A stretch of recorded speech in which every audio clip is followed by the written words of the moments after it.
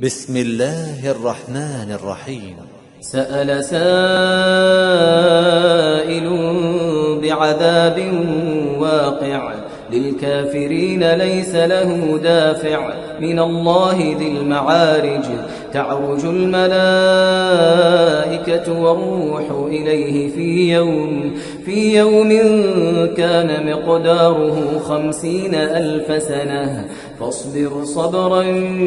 جميلا إنهم يرونه بعيدا ونراه قريبا يوم تكون السماء كالمهل وتكون الجبال كالعهن ولا يسأل حميم حميما يبصرونهم يود المجرم لو يفتدي من عذاب يومئذ ببنيه وصاحبته وأخيه وفصيلته التي تؤويه ومن في الأرض جميعا ثم ينجيه كلا إنها لظى نزاعة للشوى تدعو من أدبر وتولى وجمع فأوعى إن الإنسان خلق هلوعا إذا مسه الشر جزوعا وإذا مسه الخير منوعا إلا المصلين الذين هم على صلاتهم دائمون والذين في أموالهم حق معلوم للسائل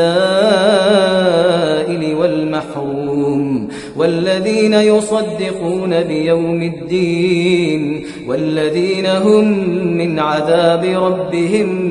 مشفقون إن عذاب ربهم غير مأمون إن عذاب ربهم غير مأمون والذين هم لفروجهم حافظون إلا على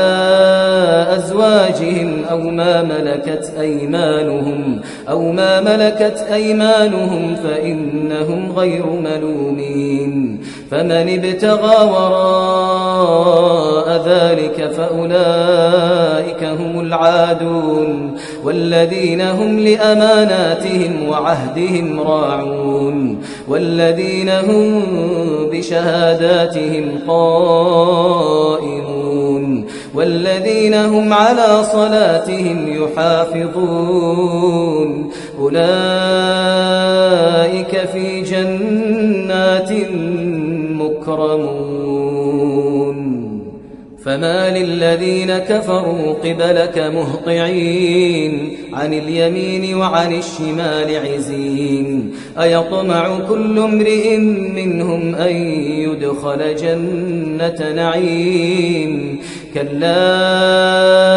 إنا خلقناهم مما يعلمون فلا أقسم برب المشارق والمغارب